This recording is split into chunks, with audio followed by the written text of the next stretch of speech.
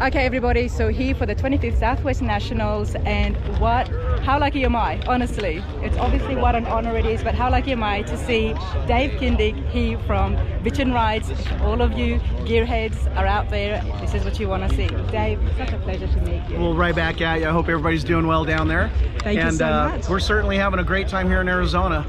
I bet you are. Now you've got some awesome classics behind you. Great show. I mean, over 7 seasons long. I mean, your show, I love the fact that people just bring in their cars, bring in their dreams and hopes, and you make that happen. Yeah, you know what? It's actually kind of, I have to pinch myself when I go to work. I actually get to go somewhere and, you know, work with great people and design somebody's dream car. It's kind of a dream come true for myself. We just saw a bit of unveiling there of a lovely couple over there who just got their car, and it's priceless, isn't it, the stuff that you do? Thank you. You know what, actually the clients are actually what is, I think, the biggest value. They're wonderful people. That we just finished this one up for Rick and Mary.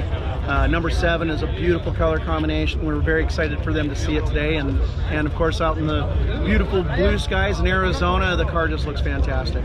That's for sure. You know what, I love the 53 Corvette. Obviously the first year the Corvettes came out, but you have reinvented the 53 Corvette. Can I say that? Because you really have. Well, thank you. You know, I always really loved the body style, and there was things, of course, on a 53 Corvette that were very unpractical. Really, if you were over 5'5", you really didn't fit in the car. It was trial and error at the time, wasn't it? Yeah, exactly. And so what we've done with the car is these have actually been built out of carbon fiber. We designed the body. It's chopped, sectioned, and channeled. We can actually put a 6'8", 250-pound guy in the car in a stock wheelbase. Wow, because originally they were all fiberglass, their entire body. Correct. Yeah, the entire body was all fiberglass on the originals. These are all carbon fiber. They're done by Doug Graff up at CRC Corvette, or Doug's Customs Corvettes now.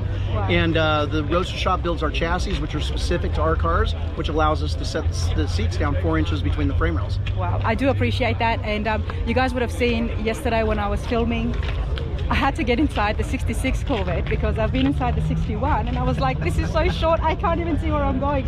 And the 66 was better. So I could only imagine that back then in 53, it would have been so much more smaller as well. Exactly, exactly. It seems like people were just smaller back then, and of course, you know, nowadays we want to be comfortable. We want to sit in a car with our be able to put our legs out and just be comfortable, and these are extremely comfortable. They drive wonderful. They have a lot of horsepower thanks to Ken Lingenfelter. Dave, you're killing me. Show me the car. All right, let's go in. Let's have a look at it. So we have right here, this is number 5, and this one's done in my Ching silver. It's got a beautiful auburn red engine color, as well as matching into the leather color on the interior.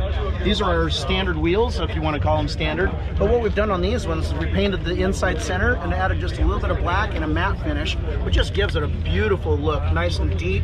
Car's stance is awesome. The sound is awesome thanks to the Borla muffler. This one has an automatic transmission.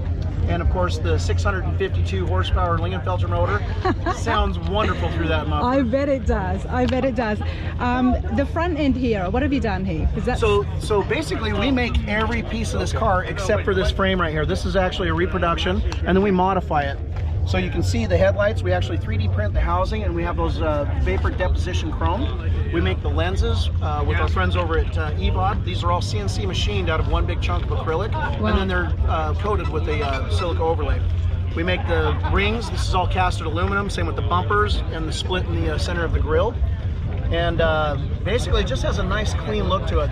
The car's been wedge channeled, is what we call it, or section. So basically we've taken 3 inches out of the middle of the doors and down the whole side of the car from 3 inches to 0, which basically gave it more of a wedge look to the entire car. Brings it down a bit more lower down, doesn't it? And of course we've channeled the body over the top of the frame rails to give it a nice clean look. You can't see the frame rails from the outside. We've stretched the door in the stock wheelbase 4.5 inches, opened the cabin up 4.5 inches, got rid of the tonneau cover because there is no convertible top because of the size of the tubs and the wheels. Of course. A lot more room than 53, that's for sure, and this is just sleek. It's absolutely sleek. Thank you. And what's beautiful about these cars is the way you sit in them. This car has the ability, as I said, to put a very tall person in it. And you can see from the side. And I love how you just adjusted the steering wheel. Exactly. On a stock one, they do not have a tilt column. No, they do not. Yep. God, you look good in there. Oh, thank you, baby. So all of these cars come with a vintage air system. It's got a big heating and air conditioning unit, all Bluetooth audio with kicker car audio. It's got a 10-inch sub, sound processor, and it rocks.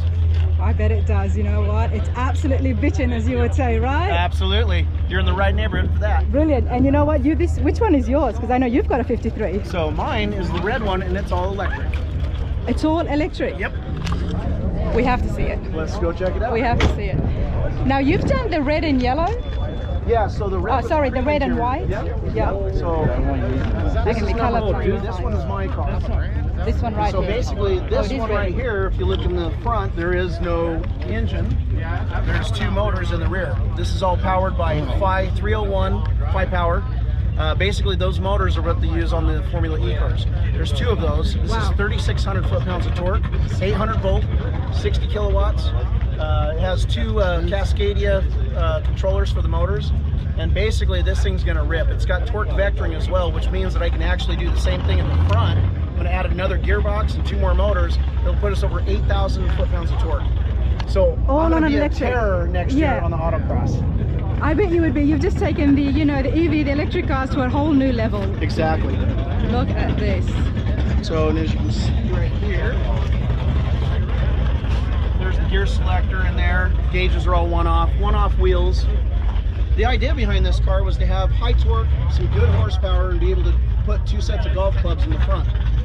The problem is where I set the radiator, there's not enough room for the golf clubs, which means that I'm going to go ahead and put another transmission and 2 more motors in this car. Wow. So we'll take up a little bit more room, but it'll be well worth it because this thing will actually be all-wheel drive and it will autocross. Basically, it's got so much torque, I'll have to go ahead and schedule my retina replacement surgery before I get out on the track. You know what, Dave? You could have made any car that you wanted to. Why the 53 Corvette? So actually, I was always a big fan of like the 55 Mercedes Gullwing, which we built one of those. It was a replica, and I always loved kind of that romance of the early 50s performance cars and sports cars. And American, this is basically the very first, sports car for America. Yes, it was. And it was such an iconic car, but it was a very uncomfortable car. And so I wanted to take that and kind of add a modern twist to it, which is really something that I think has worked out quite well for us. Well, that's putting it lightly, modern twist, to the stuff that you've done. It's brilliant. Absolutely brilliant. You're such a pleasure. I mean, that's why everybody's out here to see you. Great show, great episodes. Thank you so much. You're very welcome. Thank you. Thank Enjoy. you. I will. Honestly, everyone, I love meeting people, famous people who are just so down to earth. I mean, that man is very busy. He's going to be doing things all day, but he still took his time, and very comfortably had a great interview with me. I hope you guys all like that. Let me know your thoughts on that electric Corvette. I mean, it looks sleek, absolutely sleek, very luxurious, and with so much power as well. So yeah, that was brilliant. Let me know what you all think, and that was absolutely awesome seeing Dave Kindig from Bitchin Rides TV.